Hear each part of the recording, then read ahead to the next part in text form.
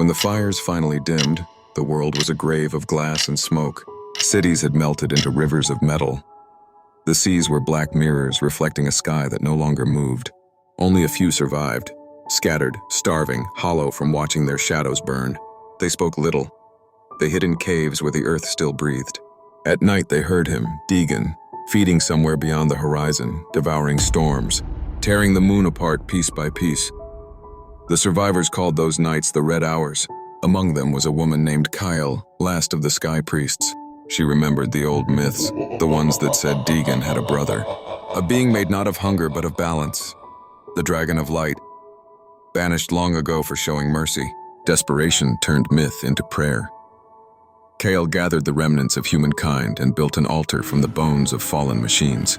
Around it they chanted the forbidden syllables, words that burned their tongues and cracked the air. For 7 nights they screamed the sky open. On the 8th, it answered. The clouds twisted into a spiral of silver fire.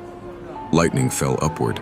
From the storm descended a shape vast enough to swallow mountains, scales like molten gold, eyes calm yet endless.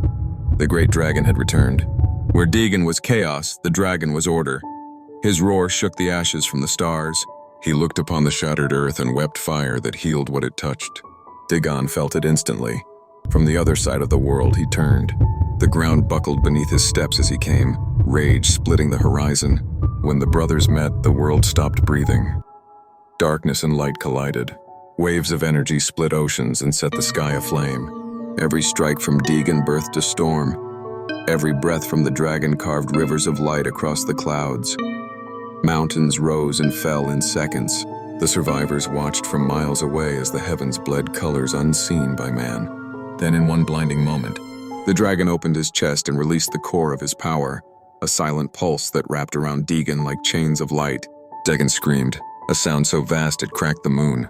The dragon lifted him higher and higher until both vanished beyond the stars. Silence returned. The fires went out. The sea began to move again. Kale fell to her knees beneath the empty sky. Humanity was free, but the cost was eternal, for the dragon had carried his brother away, binding himself forever to keep Deegan from returning. And somewhere beyond the edge of the universe, 2 voices still echo, one of fury, one of sorrow, locked together until the stars themselves grow cold.